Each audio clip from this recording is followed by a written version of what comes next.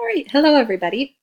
Welcome to your part 3 of your week 2 content on community psychology research. So this will be the last part of your week 2 content. Now, where we left off in part 2 was talking about the different methods that we use in community psychology to collect data. So let's spend a little bit more time talking about qualitative research methods. Now, again, qualitative research methods are conducted by talking to people, essentially, by hearing their words, their experiences about things that they've gone through. Now, the main tool that we use to conduct qualitative research is the interview. Exactly what it sounds like, right? We sit down and we talk to somebody. We have carefully thought out questions about the research topic. We audio record the interview so that we make sure that that discussion that we've had with the research participant has been captured. We transcribe it, which means that we write it out, we type it out verbatim, which takes a long time. And then we analyze that interview for themes. And these themes are documented, and that becomes the findings of the research study. Now, I've very quickly glossed over this particular process, but essentially this is the main method of qualitative research, is by sitting down and talking to someone in an interview. Now, a focus group is basically just a group interview. We sit down, we talk with a group of people. It's a little bit more efficient because it allows us to talk with more than one person at once. And it also allows for group interaction, which is interesting because participants can kind of bounce off one another, and that creates a very interesting set of dynamics as well. Now, participant observation is another very interesting form of qualitative data collection, where essentially what we do is we observe and we take very careful notes. So we participate in the situation that we are observing, and sometimes we conduct interviews with the participants as well. This is an image of Margaret Mead, who is one of the most famous people who has conducted participant observation. She is one of the early pioneers in anthropology. You may have studied her in some of your other classes.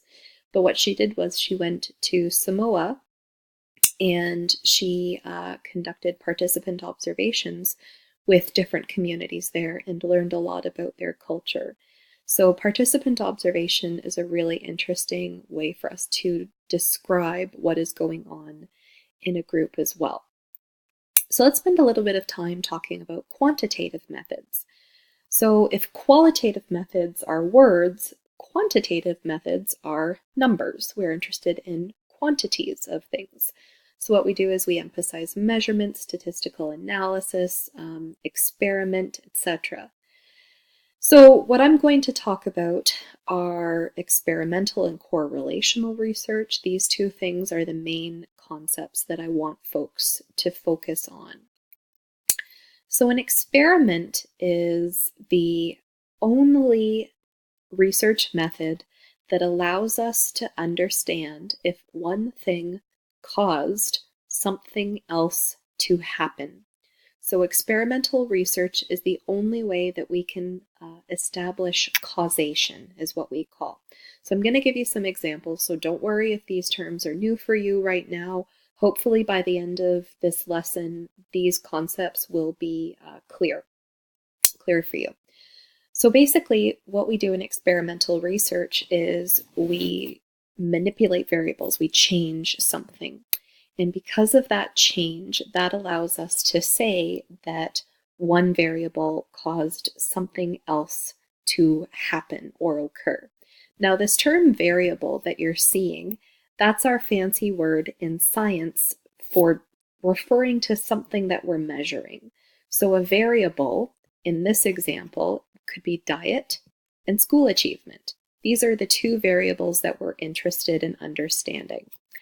And what we would do if we were interested in conducting an experiment about diet and school achievement is we might do an experiment where, say, for example, we have two schools, right? And we say, okay, school A is going to get this fancy breakfast program, right? Where all the kids in the school are going to receive this really high quality breakfast program. Awesome, right?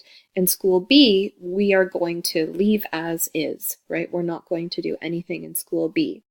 So we have changed something, right? We have manipulated a variable. And the variable that we manipulated was the diet of school A, right? And so, of course, we've controlled for other big important things. We've made sure that school A and school B are sufficiently similar so that we can make a meaningful comparison between these two school environments. And hopefully, by the end of our study, we will be able to gauge whether this change that we made in school A by implementing a breakfast program led to higher achievement within that school environment. This is an example of a topic that we're interested in studying in community psychology.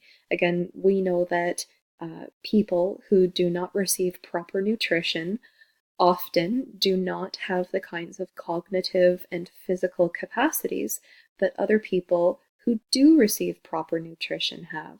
You know, if you are hungry when you go to school, you are probably not going to be able to concentrate on the lesson that is taking place at the blackboard, for example.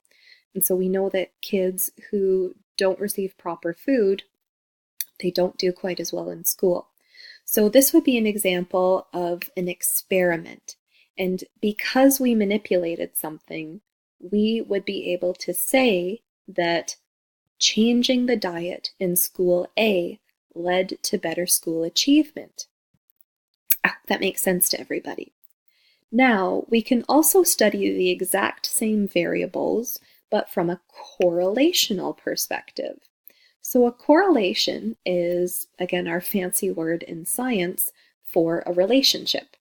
So a relationship between two variables, are they related to one another? Is there a relationship between diet and school achievement? If we were interested in that, maybe what we would do in this situation is we would look at two different schools and we would say, or one school even, and we could say, okay, what are all of the students eating? We would get them to document what they eat on a daily basis, and then we would measure how they do in school. We would just basically observe and describe whether there is a relationship between what they eat and how well they do. So basically, in correlational research, we're just measuring the variables and documenting relationships. We don't manipulate anything. We don't change anything, right? We're just observing, documenting, describing. Was one variable affected by another variable? Is there a relationship?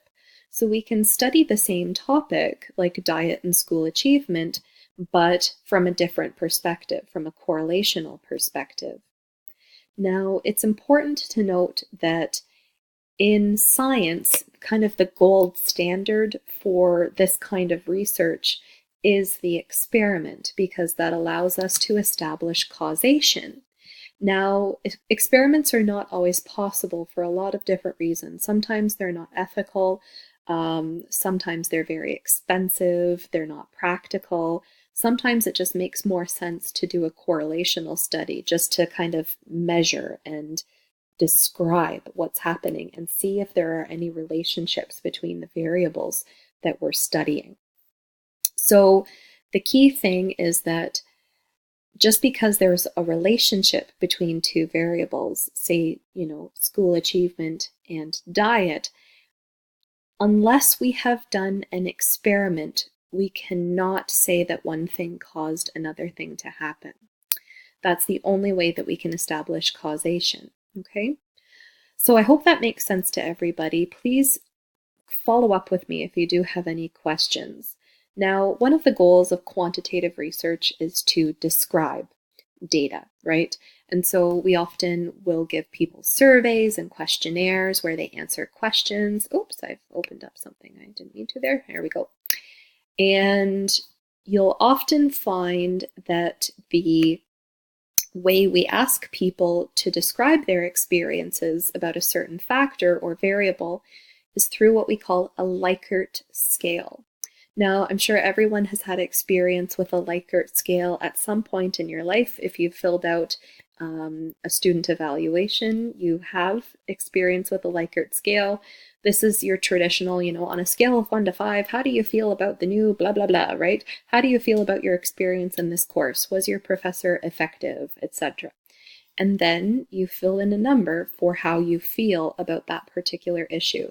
This is a way for us to quantify someone's experience into a number, right?